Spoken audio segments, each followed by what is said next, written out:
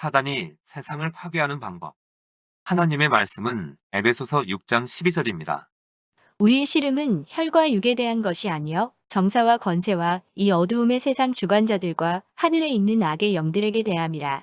이 시간에는 사단이 세상을 파괴하는 방법이라는 제목으로 말씀을 묵상하겠습니다.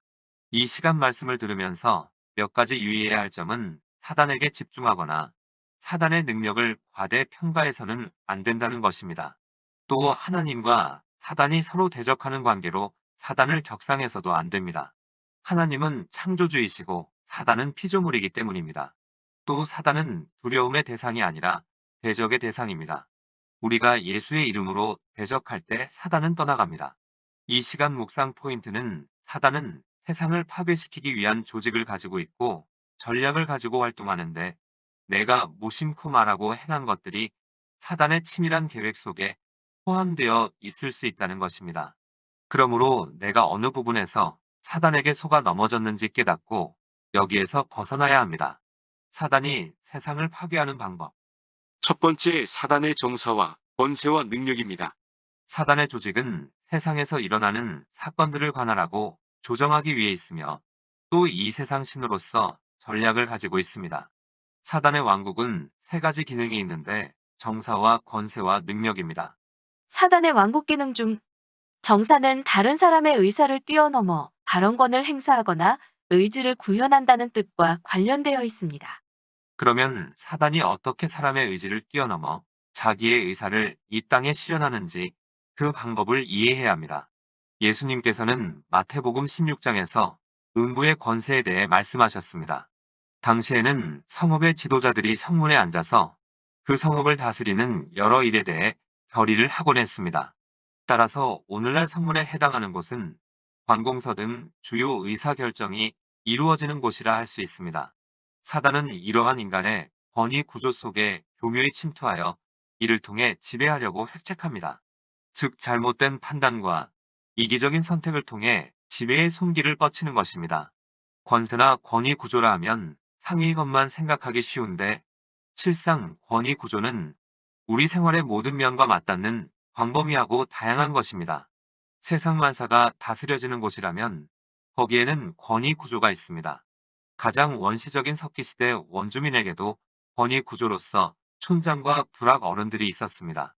성문이 권위의 의결에 관한 것이라면 벽은 사회 내에서 권위에 대한 보호를 나타내는 성경적인 상징입니다. 사단은 우리 사회 내에 있는 구조가 의로운 구조라는 것을 알고 있습니다. 이것이 바르게 기능하기만 한다면 사단이 지배하기가 쉽지 않다는 것을 알고 있는 것입니다. 사단으로 하여금 들어오지 못하도록 막고 있는 권위의 벽이 무너진다면 사단은 지배할 수 있고 또 그렇게 할 것입니다. 침투가 가능한 것입니다. 권위자가 없거나 권위에 대한 복종이 없는 곳에는 혼돈과 반역이 있으며 사단이 지배하게 됩니다. 따라서 이 같은 제도가 파괴된 만큼 사단이 다스리는 것입니다. 이러한 원리를 깨닫게 되면 결혼, 가정, 교회, 학교 등이 왜 악의 공격을 받는지 이해할 수 있습니다. 구약시대에 이 땅에 있는 나라들 간에 벌어졌던 전쟁은 실제로 현재 보이지 않는 세계에서 벌어지는 것과 동일합니다. 사단은 하나님의 백성이여 나라인 이스라엘을 파괴시키기 위해 혈과 육의 군대를 자극시켜 전쟁을 일으켰던 것입니다. 오늘날에도 사단은 하나님의 백성을 멸망시키려고 힘쓰고 있는데 그 전략에는 변함이 없습니다. 구약시대 이스라엘 백성들은 성읍에서 살았습니다. 이들 성읍에는 적으로부터의 공격을 막기 위한 높은 성벽이 있었습니다. 만약 성벽의 어느 한 부분이라도 무너져 내리면 적의 군대가 쳐들어와 약탈과 살인을 저지를 수 있었습니다. 그래서 느헤미야가 제일 먼저 성벽을 재건한 것은 성벽이 중요한 방어 수단이었기 때문입니다. 고대의 성읍은 오늘날 우리가 직면하고 있는 보이지 않는 세계에 대한 역사적 상징입니다. 구약의 성읍처럼 사회의 권력 구조에도 방어벽이 있습니다. 보이지 않지만 실제로 권위에 대한 보호의 역할을 하는 벽이 있는 것입니다. 이러한 벽이 무너지면 파괴적인 결과를 초래합니다. 보이지 않는 세계에서 사단은 세 가지 방법으로 권위의 벽을 무너뜨리려고 애쓰며 활동합니다. 사단이 권위의 벽을 무너뜨리는 방법은 경건하지 않은 지도자를 등장시키는 것입니다. 지도자가 성경의 원칙과 하나님의 뜻에 따라 살지 않고 다스리지 않을 때 권위의 벽은 무너져 내립니다.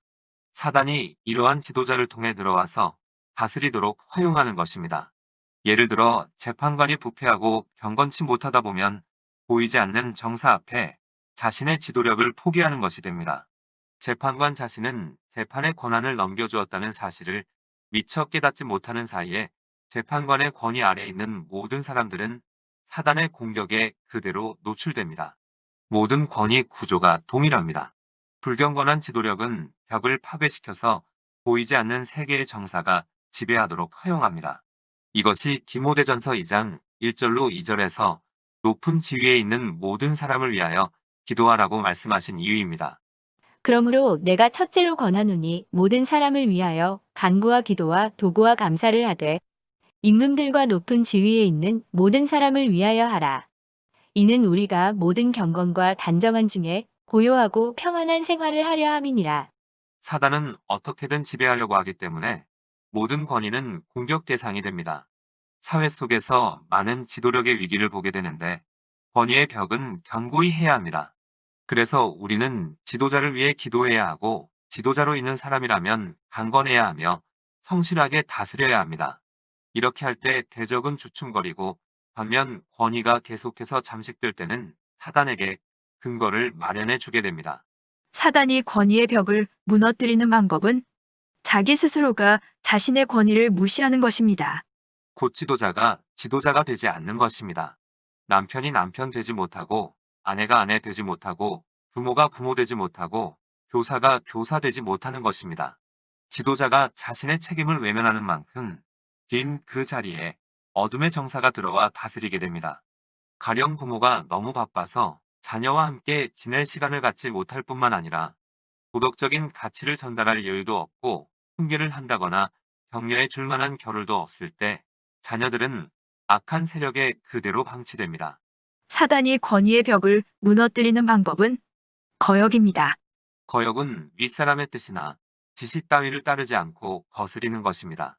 우리는 이런 식으로 말을 합니다. 나는 완고한 면이 있어. 그저 내내 하는 사람은 아니야. 난 내 방식을 좋아해. 난 트집 잡는 걸 좋아하는 편이야. 내 성격이 그래. 나는 내 입장만 고수하는 때가 있어. 우리는 흔히 이렇게 자신의 거역하는 마음을 얼버무리지만 권위의 벽은 손상을 당합니다.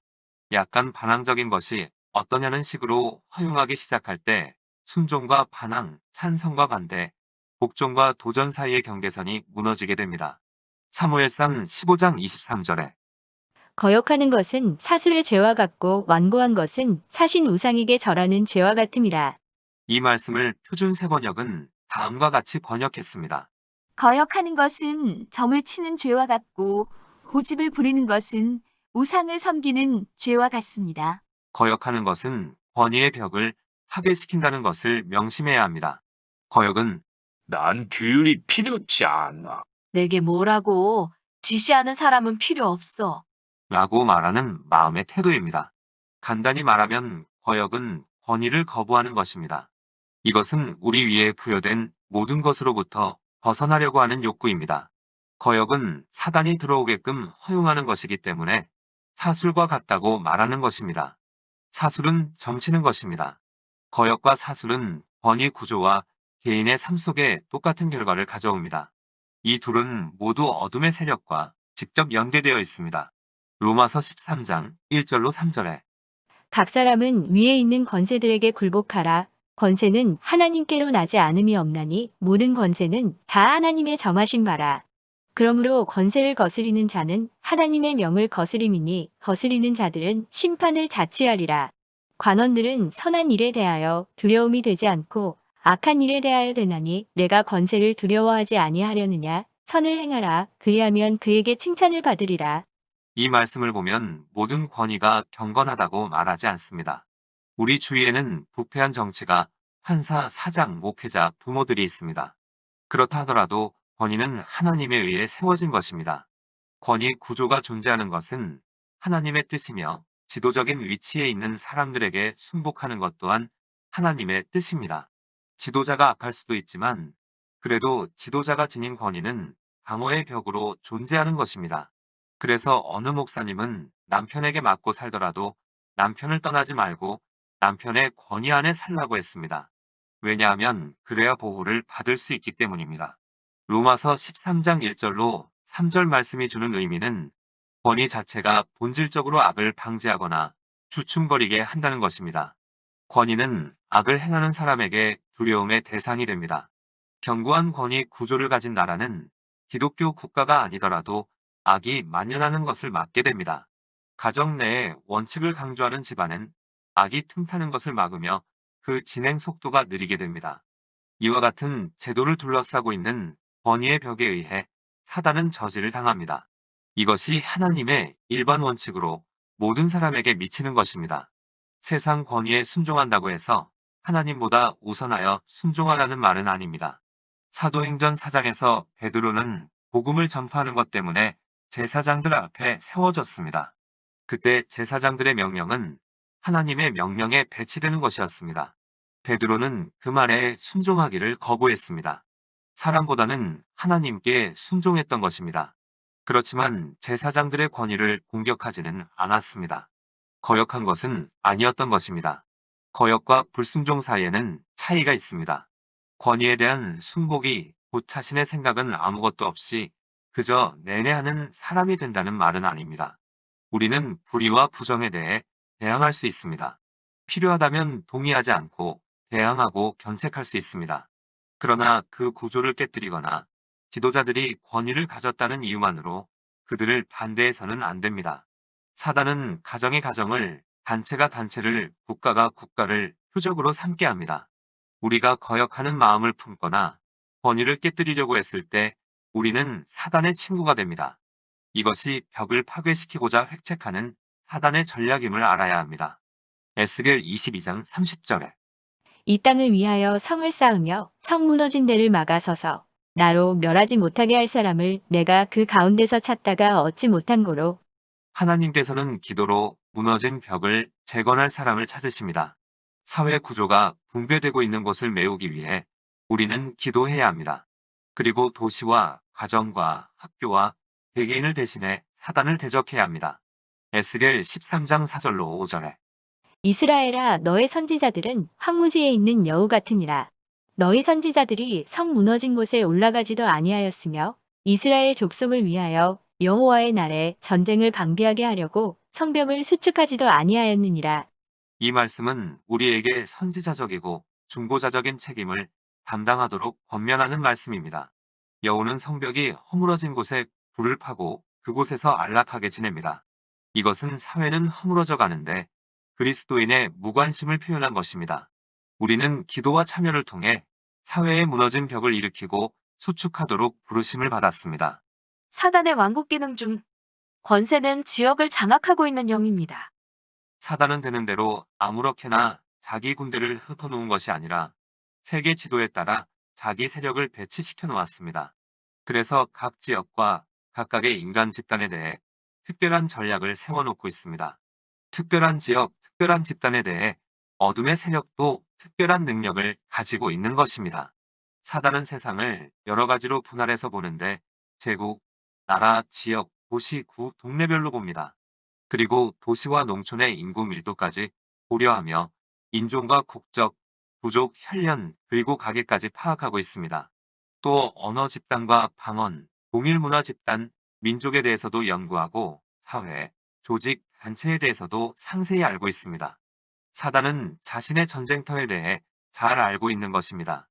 우리가 어떤 도시에 가면 하나님에 대해 더 깊이 느끼게 되고 밝고 평화스러운 분위기를 엿볼 수 있는 반면 어떤 도시에 가면 마찰과 분철을 야기시키고 억압된 분위기 속에 어둠의 세력이 주관하는 것을 느낄 수 있습니다. 똑같은 도시인데 다리 하나를 사이에 두고 이러한 영적인 분위기가 크게 차이가 있는 것입니다. 하나님께서 우리에게 이와 같은 특정 지역에 대한 영적인 감수성을 주실 수 있지만 이러한 감각이 없다 하더라도 통계를 통해 알 수 있습니다. 도시를 비교해보면 살인, 폭력, 마약, 알코올 중독, 사창가, 미혼모, 낙태, 이혼, 자살, 동성애, 정술, 신생아 사망, 정신병, 사고, 질병 등의 비율에서 차이를 보이게 됩니다. 사단은 지도에 따라 자기의 세력을 분산시키고 전략을 세워놓고 있습니다. 따라서 영적 전쟁에 진지하게 임하고자 하는 마음이 있다면 지리학과 인간 집단에 대한 정보를 잘 파악하는 것이 필요합니다. 그렇지 않으면 우리가 하는 노력들 중 대부분이 사단에게 아무런 영향도 주지 못하게 됩니다. 우리가 지도를 따라 기도하면서 사단이 점 찍어놓고 파괴시키려고 획책한 각 지방과 각 집단에 주목하기 시작할 때 사단은 긴장할 것입니다. 한 번도 가본 적이 없는 나라를 위해 기도하는 것을 이상하게 생각해서는 안 됩니다. 모든 족속에게 가라는 대위인 명령에서 볼 때 기도로 모든 족속에게 가는 것은 모든 족속을 예수 그리스도께 드리는 우리의 최초의 반응이자 최초의 헌신입니다. 모든 족속을 위해 기도하는 것은 모든 그리스도인의 책임입니다. 어둠의 세력은 각각의 인간 집단에 대해 파악하고 그에 따른 전략을 세웁니다. 이러한 사단의 전략을 저지할 수 있는 것은 교회뿐입니다. 세계적인 규모의 영적 전쟁이란 지역에 따라 기도하는 법을 배워야 한다는 것을 뜻합니다. 다니엘 10장은 바사를 지배하는 권세인 바사국 군에 관해 언급하고 있습니다. 이 권세는 노쇠하여 죽거나 은퇴하지 않았습니다. 아마 지금도 그곳에 있으면서 같은 일을 할 것입니다. 각 나라와 도시들도 마찬가지입니다. 인간 집단에 대한 학문인 인구학 또한 사단이 자기 세력을 구축하고 전략을 수립하는데 그 기초 자료를 제공하고 있습니다. 사단은 각각의 인간 집단에 대한 전략을 가지고 있습니다. 구타당하는 아내, 시작장애인, 사업가 등 크고 작은 개개의 집단과 개개인에 대한 전략을 구체적으로 세우고 악령을 배치시켜 놓은 것입니다. 그러므로 우리는 오랜 세월 동안 사단이 무엇을 해왔는지 파악해 볼 필요가 있습니다. 이러한 자료를 토대로 기도함으로 사단의 전력을 저지시킬 수 있는 것입니다. 예를 들면 우리나라는 영호남이라는 지역에 대한 감정이 있는데 이것은 분열의 영을 대항해야 극복할 수 있는 것이고 남북 관계를 봤을 때 북한 정권이 무너지기 위해서는 두려움의 영과 공포의 영이 떠나가라고 기도해야 합니다. 우리도 기도해야겠지만 특별히 북한의 지하교회는 두려움의 영과 공포의 영이 떠나가도록 기도해야 합니다. 두려움과 공포가 떠나갈 때 북한 주민 스스로가 일어나 북한 정권을 무너뜨릴 수 있기 때문입니다. 사단의 왕국 기능 중 능력은 악과 밀접하고 죄를 조장하는 악령을 말합니다. 또 이것은 악을 만연시키기 위한 총체적인 노력이라고 할 수 있습니다. 사단은 2000년 전에 패배했지만 지금도 이 땅에서 활동하고 있습니다. 사람들이 죄를 짓고 이기적으로 사는 만큼 사단은 우리 사회 속에서 활동하고 있는 것입니다. 우리가 하나님의 뜻을 거스리고 반대로 살면서 사단에게 넘겨준 권위만큼 사단은 권세를 휘두르게 됩니다. 사단의 활동은 우리의 죄된 본성에 따라 결정됩니다. 우리가 죄를 짓게 되면 그것은 곧 죄를 통해서 사단이 우리에게 영향력을 행사할 수 있게 하며 우리를 압제하도록 합니다. 따라서 사단은 다양한 죄악의 형태마다 세력을 갖고 악의 세력의 위세를 떨치게 하여 죄에게 우리 자신을 넘겨주도록 만드는 것입니다. 죄가 있는 만큼 죄의 권세가 있습니다. 그렇다고 해서 사단에게 모든 능력이 총집합해 있는 것처럼 여겨서는 안 됩니다. 어떤 도시에 있는 모든 사람을 정욕에 빠뜨리기 위해 사단이 서랍에서 정욕을 꺼내 들고 도시 여기저기로 내던지지는 못합니다. 정욕 자체가 활동하는 법은 없습니다. 다만 도시나 한 지방 전체가 한꺼번에 정욕이나 기타 다른 죄에 넘어갈 수는 있습니다. 그곳에 사는 수많은 사람들의 선택이 하나로 모아질 때 개개인의 죄가 지니고 있는 악의 세력이 그 도시 안에 굳혀지게 되는 것입니다. 이리하여 어떤 도시는 음란물의 본산이 되고 또 어떤 도시는 점술 행위로 또 어떤 도시는 탐욕이 가득 찬 도박의 도시가 됩니다. 악의 세력은 또한 가정에까지 침투하는데 가정이 특정한 죄에게 자신을 넘겨줄 때 그렇게 됩니다. 심지어 그리스도의 대리자인 교회에도 악의 세력은 미칠 수 있습니다. 분열과 반목의 역사를 가진 교회는 분열과 반목의 악의 세력이 미칠 수 있습니다. 지방, 도시, 집단, 개개인에 이르기까지 악의 세력은 위세를 떨칠 수 있습니다.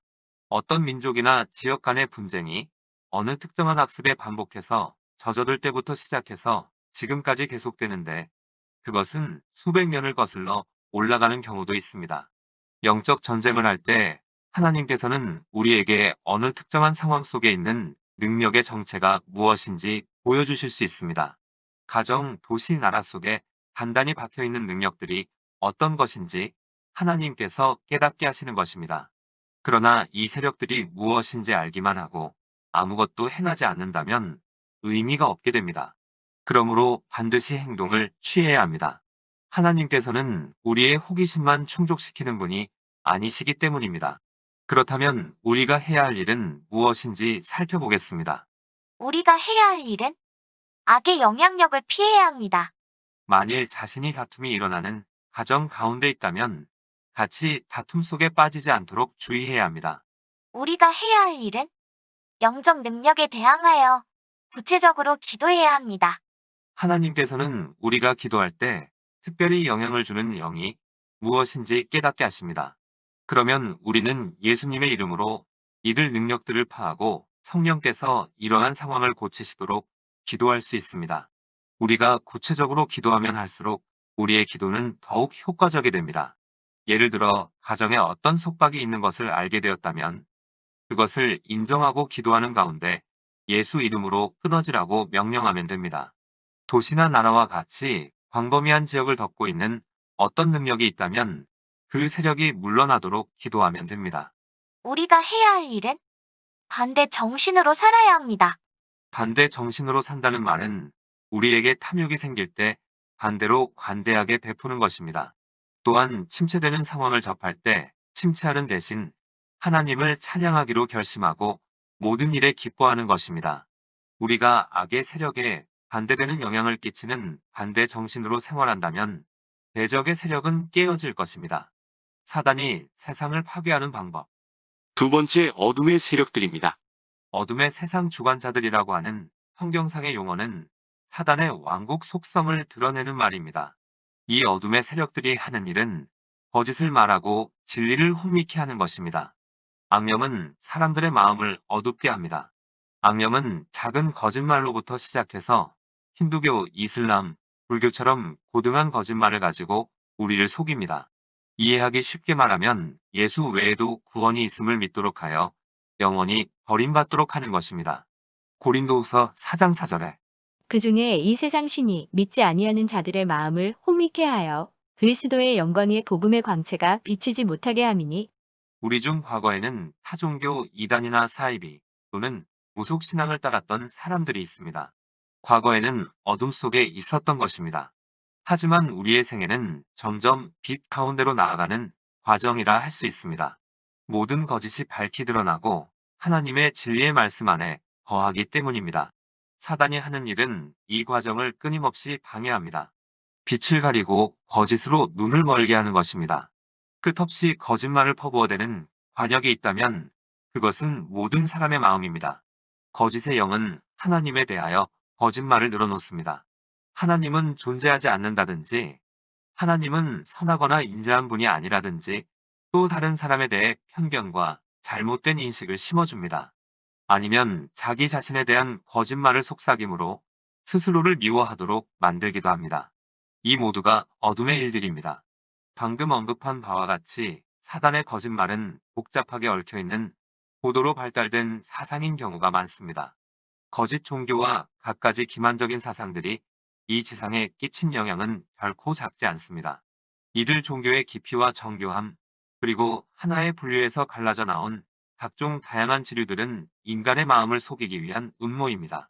이와 같은 거짓말의 영향은 모든 국가와 모든 집단, 어디에서나 볼 수 있는 것입니다.